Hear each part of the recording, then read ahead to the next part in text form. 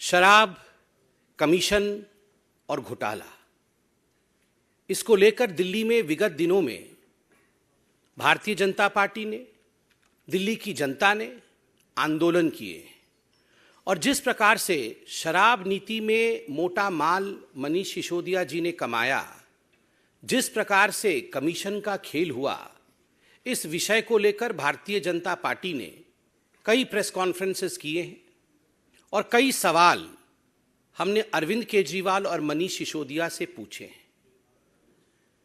सिर्फ मेमोरी को फ्रेश करने के लिए मैं याद दिलाना चाहूंगा कि 5 सवाल हमने आदरणीय अरविंद केजरीवाल जी से पूछे थे कि ये जो पुरानी शराब नीति थी उसमें क्या खामी थी जिसके कारण एक नई शराब नीति लाई गई, और नई शराब नीति में क्या कमी थी जो उसे आनन फानन में वापस लेना पड़ा।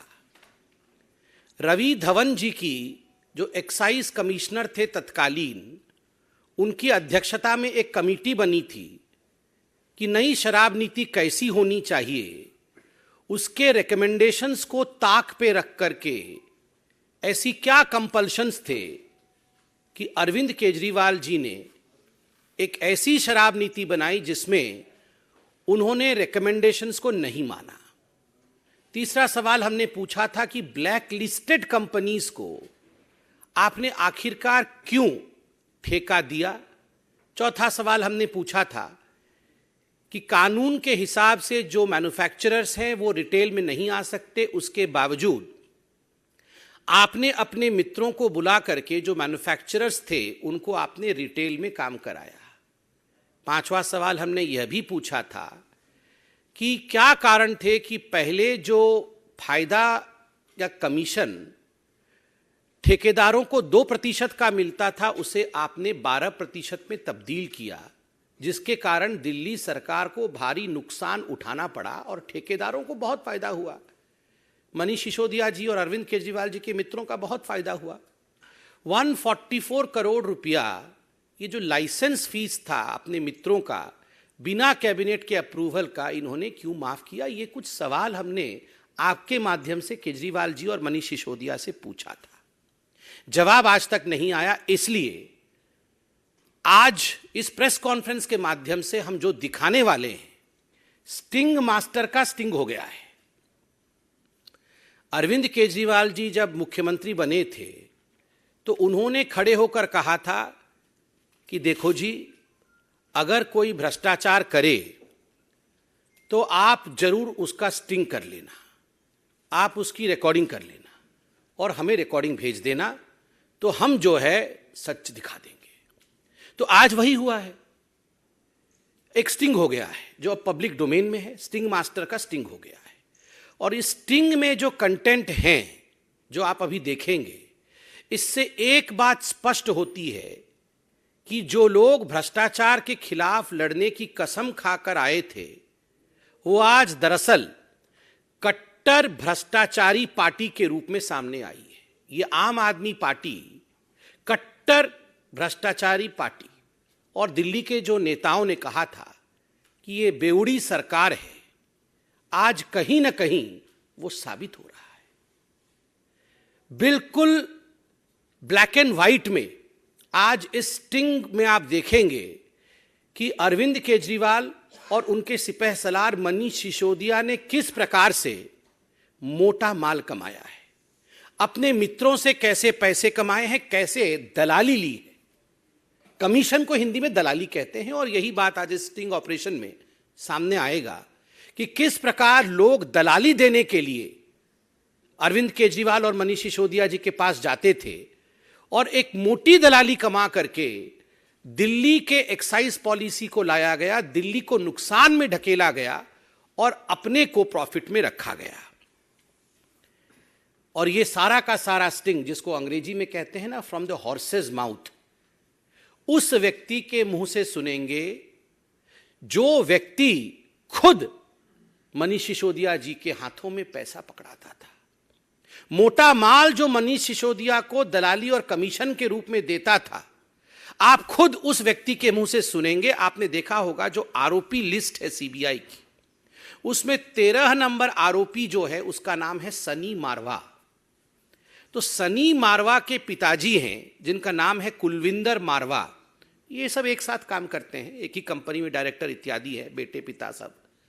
तो ये कुलविंदर मारवा का एक स्टिंग ऑपरेशन सामने आया है जिसमें वो पूरा मोडस ऑपरेंडाई, किस प्रकार से कमीशन खाया जाता था और केजरीवाल सरकार की नीति कैसी थी, इसका पर्दाफाश करते हैं।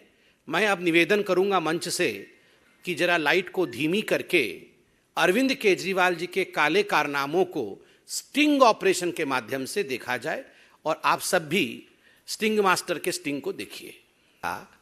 आलम यह था कि अगर एक बोतल के साथ एक बोतल मुफ्त भी दिया जाए या एक बोतल के साथ 2 बोतल भी मुफ्त दिया जाए तब भी फायदा इन ठेकेदारों को हो रहा था। आप सोचिए किस कदर लूट मची थी, किस कदर दिल्ली के राजस्व को लूटने का यहां तांडव चल रहा था। 20 पैसे का मान लो, जो मर्जी करो, सानू फिक्स्ड पैसे दे दो, सरकार का रोल खत्म, जो मर्जी करो, हमें पता नहीं, चोरी करो, जो करना है करो। आपने सुना मारवा साहब को। सबसे बड़ी बात, वहां कोई व्यक्ति था, तीसरा व्यक्ति, जिसने पूछा क्या ये पैसे जो है ये सरकारी खाते में जा रहे थे? ना ना, ये सरकारी खाते में नहीं जा रहे थे, तो ये कोई लाइसेंस फीस इत्यादि नहीं थे। एक एक व्यक्ति से पहले मालूम पड़ा कि 60-60 करोड़, जैसे इनसे मारवा साहब से 60 करोड़ रुपए लिया होगा अपने व्यक्तिगत कमीशन के लिए। तो मारवा साहब कहते हैं कुछ कुछ लोगों से तो 150-150 करोड़ ले लिया है, और ये जो हैं ये सरकारी खाते में नहीं जा रहे थे, मतलब ये मनीष सिसोदिया के खाते में जा रहे थे, जिसको हम तब से मोटा माल कह रहे थे। मोटा माल 60 करोड़ का किसी से, मोटा माल 150 करोड़ का किसी से। आप सोच के देखिए किस कदर लूट और घपला दलाली मची हुई थी। यहां पर स्पष्ट शब्दों में मारवा साहब जिनका स्टिंग हुआ है वो कहते हैं एक गलती तो बड़ी कर दी जी इन्होंने, ब्लैक लिस्टेड कंपनियों को बुला बुला करके इन्होंने टेंडर दिया है। मनोज जी बैठे हैं, आदेश जी बैठे हैं, हरीश जी बैठे हैं। डे 1 से हमारे इन नेताओं ने आवाज बुलंद की थी कि ब्लैक लिस्टेड कंपनी को आपने आखिरकार टेंडर क्यों दिया।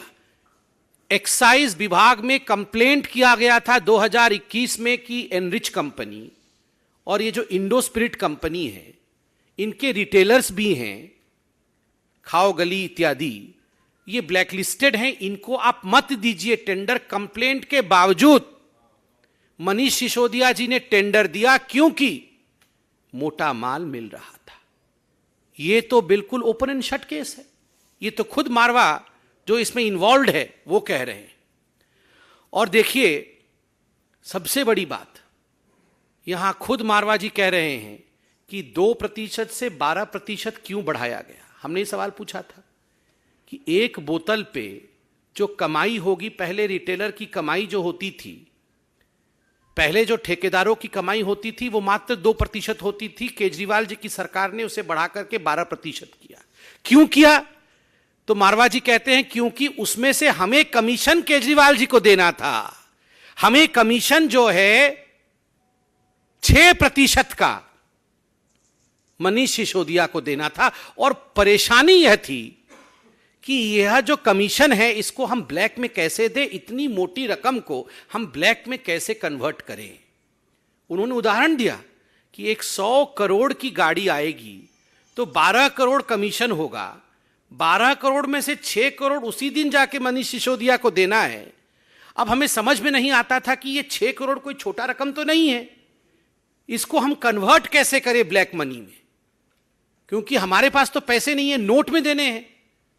तो आप सोचिए किस कदर यहां लूट मची हुई थी। आज इसका खुलासा हुआ है। पहली बात, 80% का जो प्रॉफिट है वो दिल्ली की जनता के जेब से निकाल करके मनीष सिसोदिया और अरविंद केजरीवाल ने अपने यारों के, अपने मित्रों के दलाली के माध्यम से उनके जेब में डाला। दूसरी बात, अपना कमीशन रख लिया और उसके बाद जो करना है करो, दिल्ली की जनता के साथ जो करना है करो। ये छूट ठेकेदारों को और अपने मित्रों को अरविंद केजरीवाल और मनीष सिसोदिया ने दिया। तीसरी बड़ी बात, ब्लैक लिस्टेड कंपनी को बुला बुला कर दिया गया यहां पर कि आप जो है ठेके आके लीजिए। चौथी बड़ी बात, इस पूरे में काले धन के रूप में पैसे को कन्वर्ट करके, व्हाइट मनी को ब्लैक में कन्वर्ट करके अरविंद केजरीवाल और मनीष सिसोदिया जी तक पैसा पहुंचाया जाता था। आप सोचिए किस कदर यहां घपला घोटाला चल रहा था। आज आपने एक वीडियो देखा है, बिल्कुल इसमें कोई संशय नहीं है कि जिस प्रकार से लूट मचाई गई है, जिस प्रकार से दलाली खाई गई है, ऐसे अनेक वीडियो अब कुछ दिनों के अंदर सामने आने वाला है। आज मैं इस मंच से, हमारे सभी नेतागण मौजूद हैं, मैं एक अपील करना चाहता हूं भारतीय जनता पार्टी की तरफ से। ये अपील उन तमाम लोगों को है जिन्होंने मनीष सिसोदिया जी को, अरविंद केजरीवाल जी को पैसा पहुंचाया है, जिन्होंने कमीशन दिया है। आप डरिए मत, आप घबराइए मत। आप अपने वीडियो बना करके कि आपकी कौन सी कंपनी थी, दिल्ली के कौन से जोन में आपने कौन सा ठेका लिया था, कहां टेंडर डाला था और कितना कमीशन आपने अरविंद केजरीवाल या मनीष सिसोदिया, जिसके भी हाथ में दिया हो, कितना कमीशन आपने उनको दिया, ये वीडियो बना करके आप डालिए। आप सीबीआई के पास जाइए, बिल्कुल निर्भीक होके जाइए। ये देशभक्ति का काम होगा। देश के लोगों का पैसा लूटा गया है तो इसको उजागर करना, स्टिंग बना करके डालना, वीडियो डालना कि हमारे से मनीष सिसोदिया ने 100 करोड़ लिए, 150 करोड़ रुपए लिए, हमने फलाने तारीख को फलाने जगह दिए। आप बिल्कुल डरिए मत, आप सामने आइए। देश के पैसे को बचाने के लिए, दिल्ली के राजस्व को बचाने के लिए आप आज कानून का साथ दीजिए और मनीष सिसोदिया जी को एक्सपोज करिए। मैं इतना ही कहना चाहता हूं और इसमें आज कोई दो मत नहीं है कि मनीष सिसोदिया जी अब आपके लिए कोई एस्केप रूट नहीं है। हम आशा करते हैं कि इस पूरे विषय में आप अपनी सफाई देंगे। आदरणीय आदेश जी और मनोज तिवारी जी हैं, इन्होंने शुरू से ही इस लड़ाई को लड़ा है। मैं आदरणीय अध्यक्ष जी से निवेदन करूंगा कि वो आपके समक्ष इसके राजनीतिक विश्लेषण को जरूर रखें। धन्यवाद आदरणीय संबित जी और यहाँ उपस्थित आदरणीय मनोज तिवारी जी, श्रीमान हरीश खुराना जी और सभी हमारे पत्रकार मित्र। अभी आपने एक वीडियो, एक स्टिंग देखा है और देखते हुए वास्तव में हमें बड़ी दुख हुआ। एक मन में तकलीफ हो रही थी एक तरफ कि एक ऐसा व्यक्ति जिसने दिल्ली को पता नहीं कितने सपने दिखाए, दिल्ली को सिंगापुर, लंदन बनाने के भी सपने दिखाए और जो ईमानदारी की बात करते करते हाथ में तिरंगा पकड़कर महात्मा गांधी की तस्वीर लेकर दिल्ली में आए थे और कुर्सी पाने के बाद वो क्या से क्या हो गए देखते देखते। वास्तव में जो अरविंद केजरीवाल जो नई शराब की नीति लाए और उसके बाद उस शराब नीति के अंदर जो हजारों करोड़ रुपए का भ्रष्टाचार हुआ है वो आज किसी से छुपा नहीं है। अभी संबित जी ने बहुत सारी बातें डिटेल में कही हैं। मैं यही कहना चाहता हूं कि जो केजरीवाल कहते थे 7 साल बेमिसाल, मैं ये कहूंगा कि 7 साल बेमिसाल नहीं, हर साल एक नए घोटाले का साल हो गया है। केजरीवाल ने नई शराब नीति लाकर जनता के टैक्स के पैसे को बर्बाद किया है अपने स्वार्थ के लिए, आम आदमी पार्टी के लिए, शराब माफियाओं के लिए। और आज शायद आज जो शिक्षक दिवस है, गुरु दिवस है, इस पर इनके जो गुरु हैं अन्ना हजारे जी, वो भी आज बड़े बड़े आंसू निकाल कर रो रहे होंगे। अभी कुछ ही दिन पहले उन्होंने एक चिट्ठी भी लिखी थी, अरविंद केजरीवाल को चिट्ठी लिखी कि आपने जो हमारे समय सिद्धांत बनाए थे। स्वराज पुस्तक में लिखा था कि हम बेईमानी नहीं करेंगे, हम भ्रष्टाचार नहीं करेंगे, हम शराब के ठेके खुलने नहीं देंगे। लेकिन आपने दिल्ली के मुख्यमंत्री की कुर्सी पाने के बाद शराब माफियाओं को बढ़ाने के लिए, उनसे पैसे लेने के लिए, भ्रष्टाचार करने के लिए आपने अपने वो सभी नियम, कानून, सिद्धांत, विचारों को तिलांजलि दे दी और सत्ता पाते ही आप भ्रष्ट बन गए। आज वो गुरु भी, अन्ना हजारे भी रो रहे हैं। आज जिस तरह से कुलविंदर मारवा ने जो वीडियो में जो बातें कही हैं, और उन बातों में बिल्कुल स्पष्ट हो रहा है कि कैसे शराब की बिक्री बढ़ी और दिल्ली के राजस्व की में कमी आई। स्पष्ट हो रहा है कैसे रिटेलर का, शराब के ठेकेदारों का कमीशन बढ़ा और दिल्ली के राजस्व में कमी आती चली गई। ये बात बिल्कुल सही है कि पहले 330 रुपए प्रति बोतल जो राजस्व आता था, वो घटकर नई शराब नीति में शराब ठेकेदारों को फायदा दिलाने के लिए वो घटकर 8 रुपए 27 पैसे रह गया। वास्तव में आज दुख तकलीफ के साथ एक गुस्सा भी है, और गुस्सा इसलिए है कि हमारी दिल्ली, जो एक बेहतर दिल्ली होनी चाहिए थी, जिसकी जिम्मेदारी दिल्ली की जनता ने अरविंद केजरीवाल को सौंपी, मनीष सिसोदिया को सौंपी, लेकिन वो दिल्ली की बेहतरी के लिए, दिल्ली के लोगों की बेहतरी के लिए काम करने की बजाय वो शराब के ठेकेदारों की बेहतरी के लिए काम कर रहे थे। वो दिल्ली के हर घर में पानी पहुंचाने की बजाय हर गली मोहल्ले के नुक्कड़ों पर शराब के ठेके खोलने में व्यस्त थे। वो दिल्ली में बेहतर व्यवस्थाएं बनाने की बजाय वो शराब माफिया कैसे फायदा लें, इसके लिए नई नई पॉलिसी बना रहे थे। मैं अरविंद केजरीवाल जी से आज बहुत संक्षेप में कहना चाहता हूं कि अगर जरा भी आपको शर्म है इस स्टिंग ऑपरेशन के बाद, अगर आपको जरा भी शर्म है तो मनीष सिसोदिया को बर्खास्त करें। अगर आपकी अंतरात्मा जरा भी झकझोर रही है कि आप ईमानदारी की बात करते थे, बेईमानी करी है आपने, तो आप तुरंत दिल्ली के उप मुख्यमंत्री, शराब मंत्री को तुरंत मंत्रिमंडल से बर्खास्त करें। मैं ये कहना चाहता हूं। बहुत बहुत धन्यवाद। आदरणीय मनोज जी। सच तो ये है कि आज हमारी ही तरह दिल्ली के प्रत्येक नागरिक का हृदय रो रहा है। जितने सवाल, जितने प्रश्न हम करते थे, उस सारे प्रश्नों का जवाब ये स्टिंग ने दे दिया है।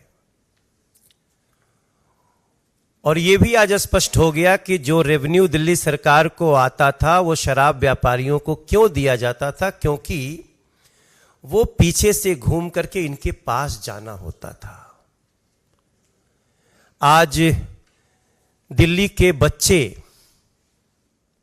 कह रहे हैं कि मनीष अंकल, आपने हम सबको ढाल बनाकर दिल्ली को ऐसे लूट लिया। दिल्ली की महिलाएं, माताएं, बहनें कह रही हैं कि बेटा केजरीवाल, तुम अपना भोला भाला चेहरा दिखाकर इसके पीछे इतना बड़ा लुटेरा चेहरा रखे हुए थे। आज कच्ची कॉलोनियों के लोग क्या सोच रहे होंगे, जिनको टारगेट किया गया। इस स्टिंग में आया कि कच्ची कॉलोनियों में और ज्यादा बिक सकता है शराब, बेचो जितना बेच सकते हो। कच्ची कॉलोनियों के लोगों को, झुग्गी वालों को आप शराब के समंदर में डुबाना चाहते थे, लूटने के लिए दिल्ली को। तो अब समझ में आया है कि क्यों दिल्ली की ये दुर्दशा है, क्यों गलियां टूटी हैं, क्यों हवा प्रदूषित है, क्यों पानी जहरीला है। अब समझ में आ रहा है, दिल्ली समझ रही है। मैं बिल्कुल सहमत हूं आदेश गुप्ता जी से, संबित पात्रा जी से, और निश्चित रूप से ऐसे लोगों को अपने पद पे बने रहने का कोई अधिकार नहीं है। लेकिन हमारा मन यह भी कह रहा है कि सही मायने में दूध का दूध, शराब का शराब जारी है। चाहे जितनी भी कोशिश कर लो, जल्दी ही सिसोदिया और भ्रष्टाचारी गैंग के मुखिया अरविंद केजरीवाल की भी बारी है। बहुत बहुत धन्यवाद आदरणीय आदेश जी, मनोज जी। कोई सवाल हो तो आप लोग अवश्य पूछें। रवि जी,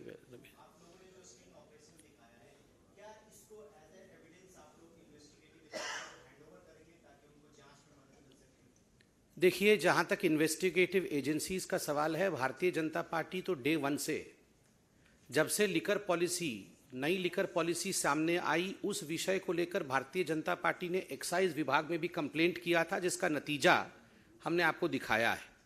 सड़कों पर भी हम लड़े, और ये जो स्टिंग ऑपरेशन हमने आपको दिखाया है, यह अभी पब्लिक डोमेन में है और स्वाभाविक है, ये एक बहुत बड़ा एविडेंस है। और हम भी आशा करते हैं कि जो भी इन्वेस्टिगेटिव एजेंसीज हैं वो सुओ मोटो ही इसका कॉग्निजेंस लेंगी, क्योंकि ये पब्लिक डोमेन में है।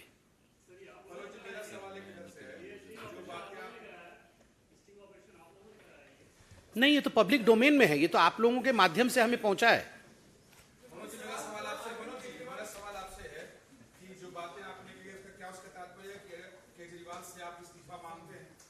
100% मैं समझता हूं कि मैं दिल्ली की जनता की बात रख रहा हूं।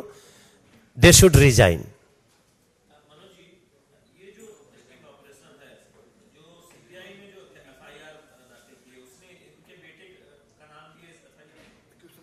तेरह नंबर अक्यूज मैंने हाँ, बताया। 13 नंबर अक्यूज सनी मारवा, इनका बेटा है।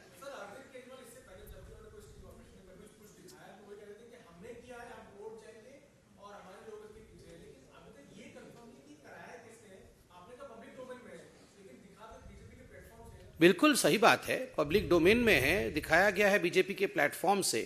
अब मारवा जी भी हैं, उनसे भी आप लोग पूछताछ करिए कि उनका है कि नहीं। पहले आम आदमी पार्टी डिनाई तो करे, फिर अगला जो कदम होगा वो हम उन्हें बताएंगे। पहले वो डिनाई तो करे, उनका डिनायल नहीं आया अभी तक।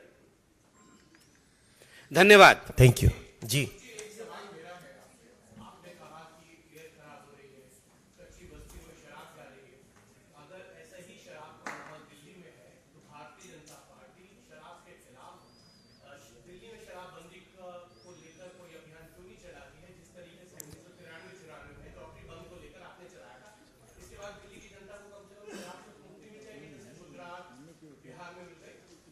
हम तो शराब के नाम पे जो लूट हो रहा है उसको दिखा रहे हैं, और व्यवसाय का मतलब ये नहीं होता कि उसकी आड़ में हम किसी स्टेट को लूट लें। ये हमारा फोकस है, और बाकी आप जो विषय कह रहे हैं वो बात की बात है। Thank you. नमस्कार, मैं हूं संदीप चौधरी। अगर आपको ये वीडियो पसंद आया हो तो इसे लाइक और शेयर जरूर करें, और हाँ, हमें सब्सक्राइब और फॉलो करना ना भूलें, ताकि आप देश और दुनिया की कोई खबर मिस ना करें। तो जुड़िए हमारे साथ और देखते रहिए News 24।